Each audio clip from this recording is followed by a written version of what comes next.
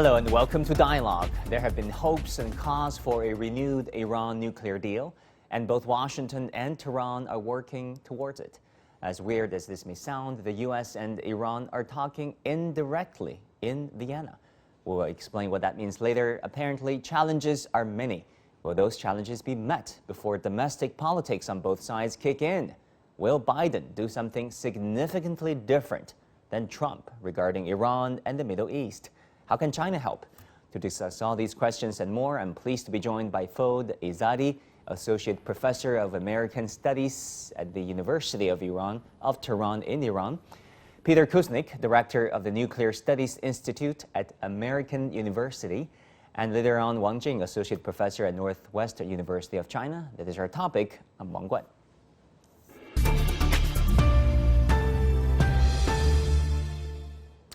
Professor Ezadi, let me go to you first in Tehran. The U.S. and Iran have been talking indirectly.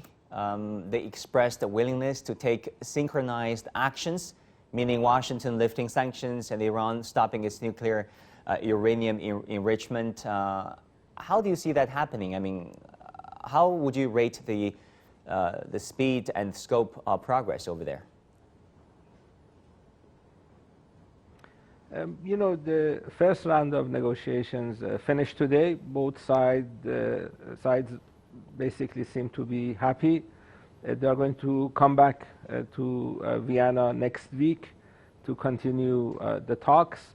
Iran is willing and able to go back to all the restrictions that the nuclear agreement had. And it's not really difficult for Iran to do that. They can basically walk back the steps they took when the Trump administration left the agreement. For the U.S., it's somewhat more difficult because we have the people in the U.S. Congress that are quite opposed to reaching any sort of agreement with Iran as long as Iran is able to enrich uranium inside the country. And the Republicans issued a statement yesterday saying that whatever agreement the Biden administration reaches with Iran, they are going to try to destroy. Basically, what Trump did, they say, is going to be repeated. So that's going to make life quite difficult. It's going to create some level of hesitation on the part of Iranian leaders when they see that they could negotiate and talk for some time and then have that agreement destroyed by elements inside the United States. The Israelis, the Saudis are also have difficulties with the agreement. Mr. Ezadi, can you explain to our viewers why do Washington and Tehran have to go through intermediaries? They have to do this kind of indirect talks now that both of their representatives are actually physically in Vienna. Why can't they talk directly? When Trump administration left the agreement and the sanctions came back, the damage to Iran's economy was quite severe. Billions of dollars were deprived from the Iranian people. And it was the Trump administration that broke the deal.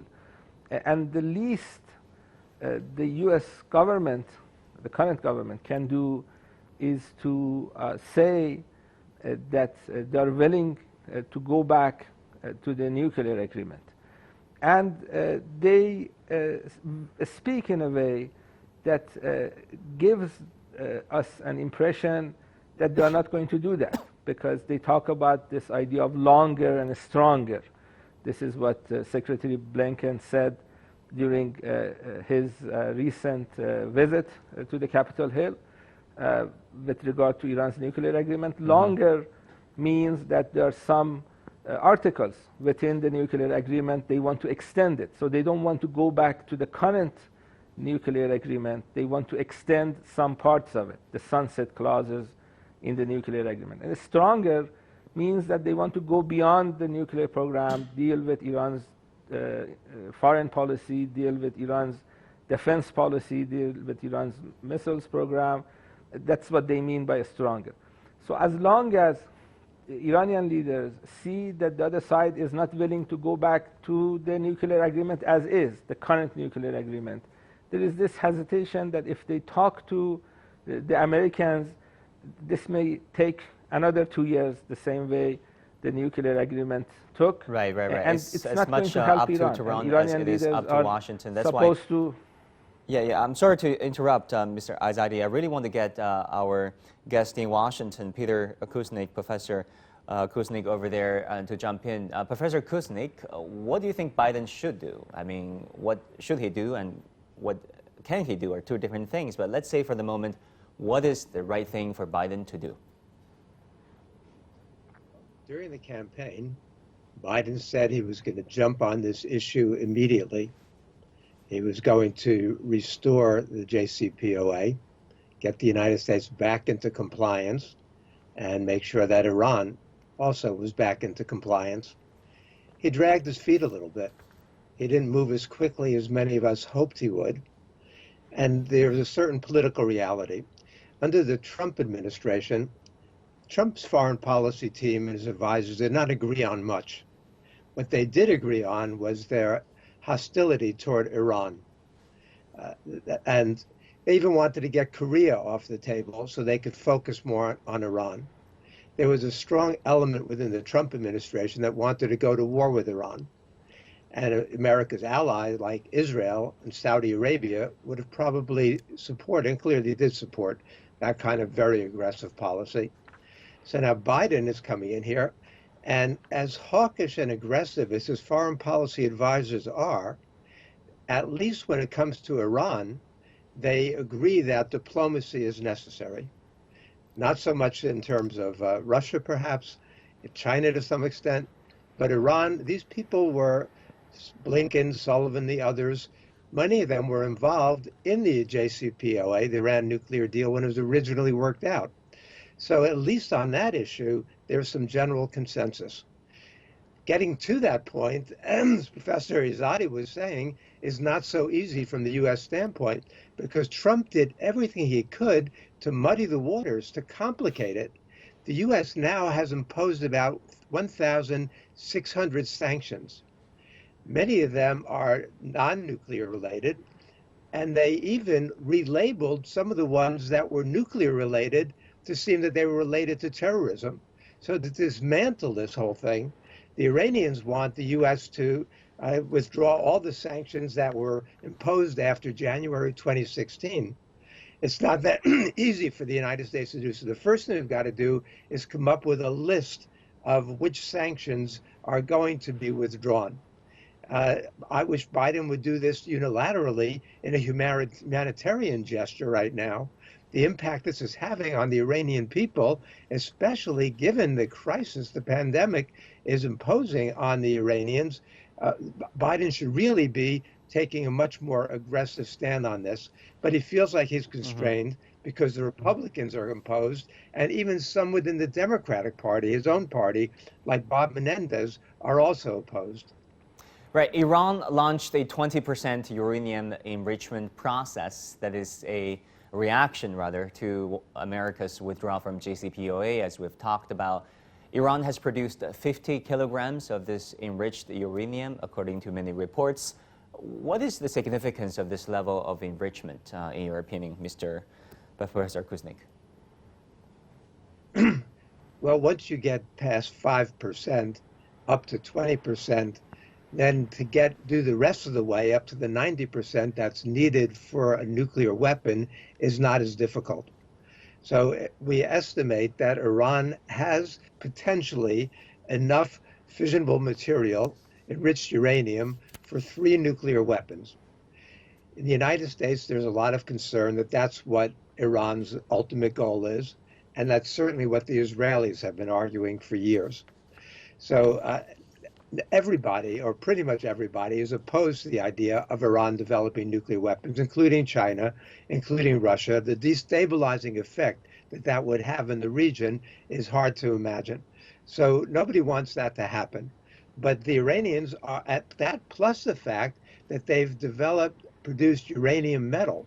And the uranium metal is an element that would be necessary in the core of a nuclear weapon. So they've got more than they agreed upon in the JCPOA. We estimate 14 times as much as agreed upon, and they've enriched it not to 3.67% as the original agreement had it, but up to 20%. So if those who believe that the Iranians are trying to sprint toward a bomb and could possibly test a bomb within 9 months, according to some experts, are worried about the implications of this. Right. Mr. Izadi, let me go back to you. With Iran's June election approaching, does this put added pressure on both sides? I mean, if polls were of any indication, it could be tougher for Washington to deal with an incoming Iranian administration. Do you look at it that way? You know, the general feeling in Iran is that the next Iranian president is going to be from a segment of political spectrum that is more opposed to U.S. policies than the current administration. And if that comes true, we don't know. We haven't had the elections yet. But if this is what's going to happen, if the next president is going to be less willing to cooperate with the United States, then it would make sense for the Biden administration to reach some sort of agreement with Iran before the elections. They have the other option of waiting for the elections to go through, but they may not get as much out of Iran after the presidential elections. And so I think that enters into the calculation that the U.S. has. The same thing is true with regard to the Rouhani administration. They were the party that negotiated with the United States. Dr. Zarif, Iran's foreign minister, spent 2 years negotiating with John Kerry, and they want to finish their term on a positive note. They want to make sure that the nuclear agreement is not totally destroyed. So they have incentives to cooperate with the U.S. more than the next administration. So it makes sense for the U.S. to actually speed up this process of negotiating and finishing the job before it's too late. Yeah, Professor Kuznick, other than concerns about Iran being this existential threat to America, although it is half a world away, can you help us understand those on the Capitol Hill, those right-wing politicians, those hawks in Washington who oppose friendlier relations with Iran, who oppose resumption of the Iran nuclear deal? In the United States, the way Iran is perceived is as an aggressive, hostile power whose interests in the region are opposed to U.S. interests and to Israeli interests and to Saudi interests. So Iran's support for Hezbollah, Iran's support for Hamas, Iran's involvement in Syria, to some extent in Libya, these are all opposite to what the United States is trying to achieve in that region. They're also concerned about Iran's missile program and trying to put limits on that. So the United States sees Iran not as a legitimate force there, and the U.S. policy toward Iran. I mean, we go into some of the history of this, which the Iranians know and some Americans know, but beginning with overthrowing a popular democratically elected Mossadegh government in 1953, and then imposing the Shah, and then then supporting Iraq during the Iran-Iraq war. I mean, the U.S. policy has been very, very hostile and opposed to Iran for many, many decades, and opposed to Iranian interests. And so Iran now has great influence in Iraq. The U.S. invasion of Iraq is really what destabilized the entire region back in 2003. So the U.S. policy, the U.S. sees Iran as representing the opposite of American interests, even though the U.S. is trying to disengage itself right? The whole point of the pivot to Asia was for U.S. to disengage itself in the Middle East and focus differently, contain China. The reality is that China is now strengthening its involvement in the Middle East. At the same time, the U.S. is weakening its involvement. So the whole situation has become quite complicated, and Biden has not quite figured out a positive way to deal with any of the U.S. adversaries. A confrontational approach toward China, confrontational approach toward Russia, confrontational approach to some extent toward Iran. But maybe if U.S., Russia, and China work together to restore the JCPOA, then maybe that can build some basis for working together and diffusing tensions in other areas as well. Right. Thank you so much, Professor Kuznick. We always learn so much from you, and thank you for being with us today. Let me go back to you, Mr. Izadi.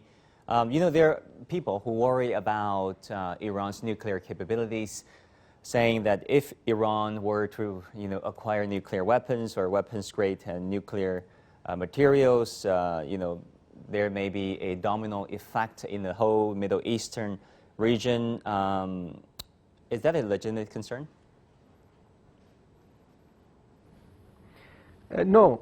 Iranian leaders have said repeatedly that Iran is not interested in a nuclear weapon because it doesn't help Iran's defense policy. The argument is that if Iran has a nuclear weapon or builds a nuclear weapon, that would give an excuse to Iran's enemies to attack Iran, to cause more difficulties for Iran.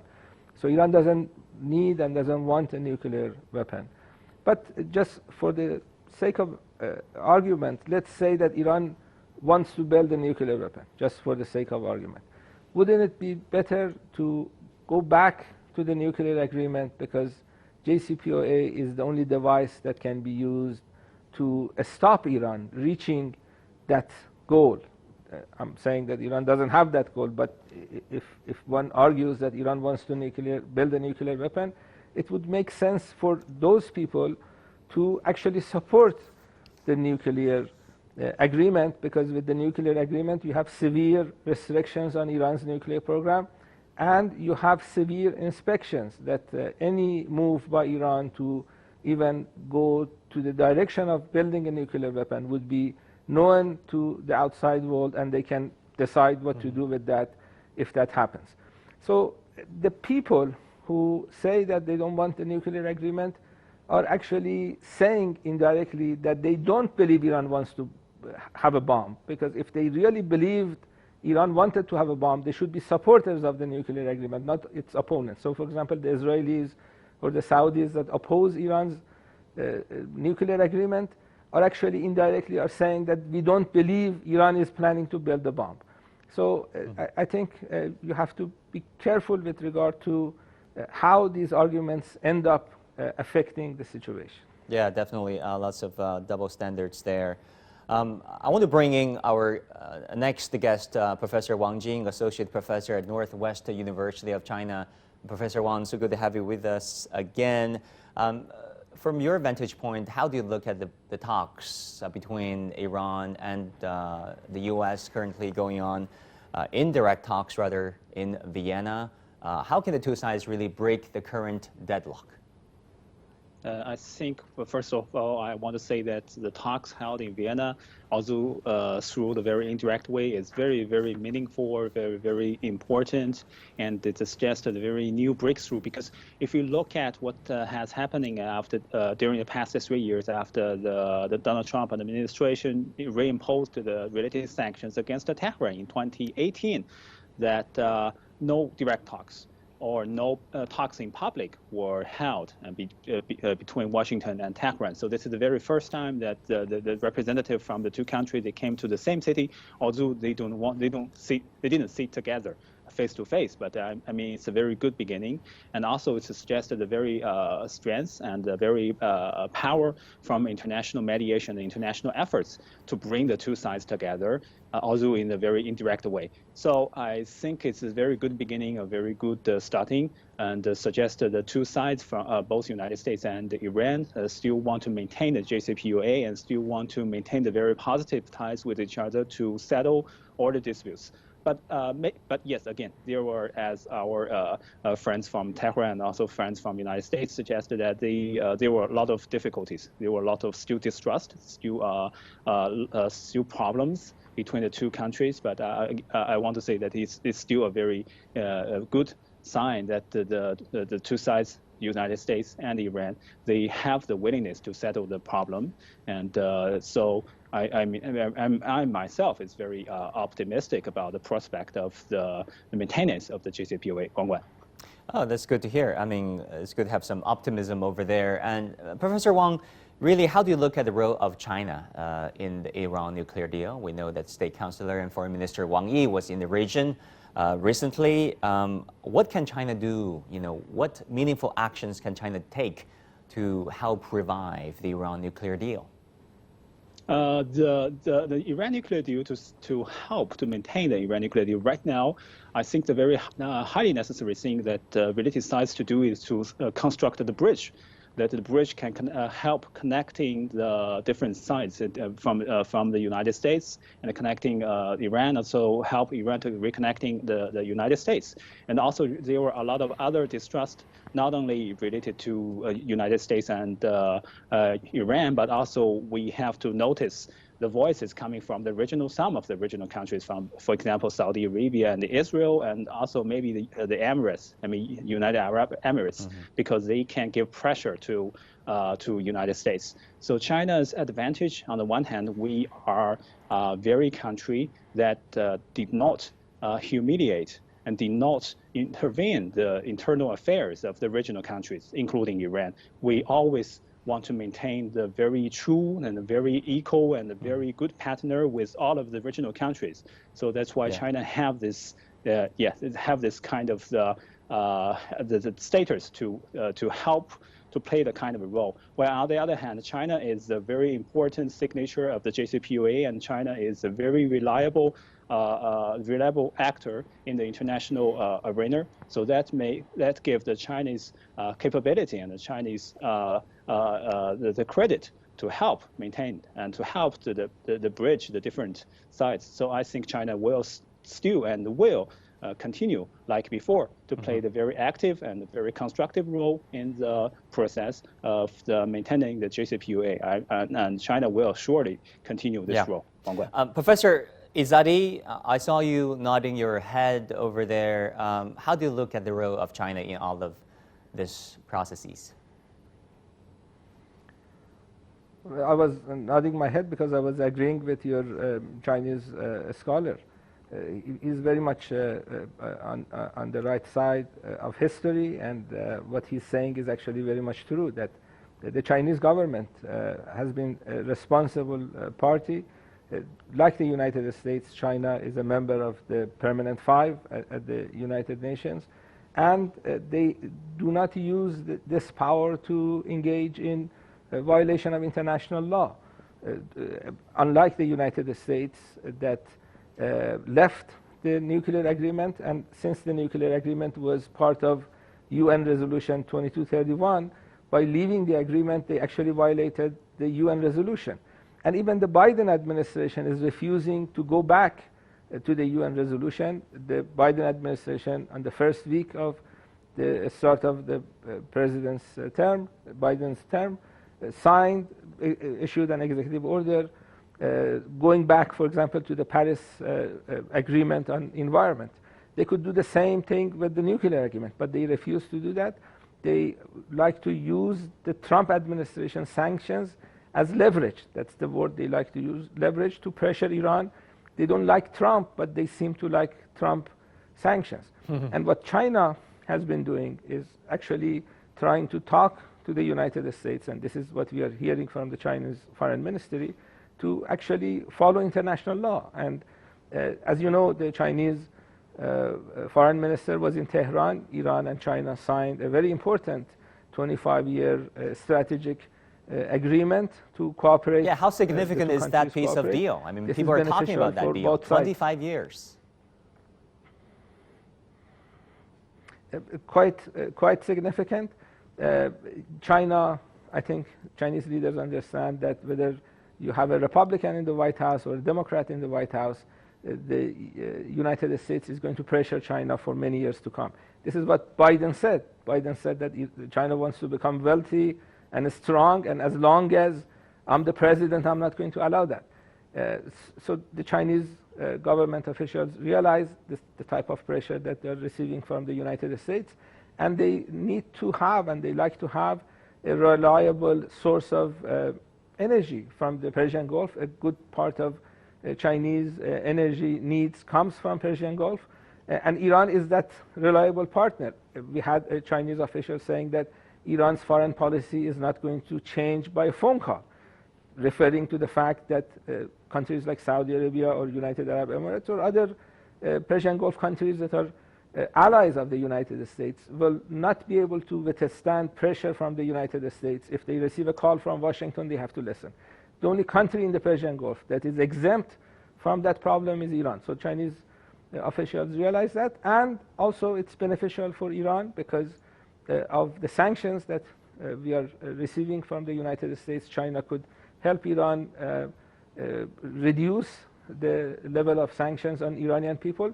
So what China is doing is actually humanitarian in nature, because by helping Iran reduce the pressure of sanctions, they're actually helping ordinary Iranian citizens, because ordinary Iranian citizens are the people who are affected by American sanctions. So I think the significance of the 25-year agreement between Iran and China is going to be quite severe. And as you know, the Chinese government is interested in digital yuan, and that is going to be quite significant. It's going to, from what we understand, is going to be a way of going around the banking sanctions that the United States imposes on Iran, on China, on other countries.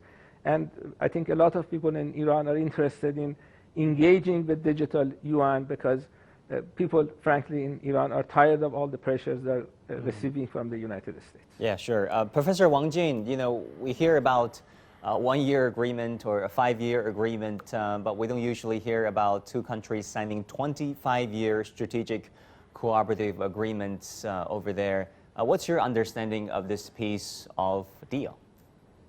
I think this deal shows the confidence from Beijing to Tehran's future developments in the next 1/4 of the century, and also shows Tehran's very strong confidence about China's role and China's continuous growth in the next 1/4 of the century. So we are not looking at tomorrow. We're not looking at the day after tomorrow, just 2 days or 3 days away. We're looking at the next 25 years. We're looking at much longer the relationship between China and Iran, and so that suggests the mutual trust and also suggests the mutual confidence about each other.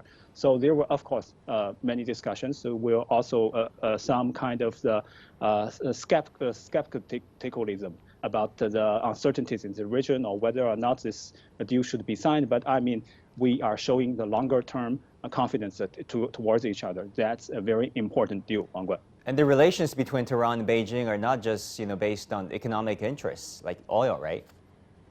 Yeah, but they will be focused. A lot of dimensions will be developed, not on the traditional energy part, but also we will see the digital and technical and also the medical and also even other things. But again, the foundation will be political, the foundation will be energy, of course, but the future is full of varieties and full of diversity. Robust cooperation, on vaccination and COVID control and prevention. Thank you so much, Professor Wang Jin and Professor Izadi in Tehran. And also, I want to thank our viewers for tuning in. Thank you for watching Dialogue. I'm Wang Guan in Beijing.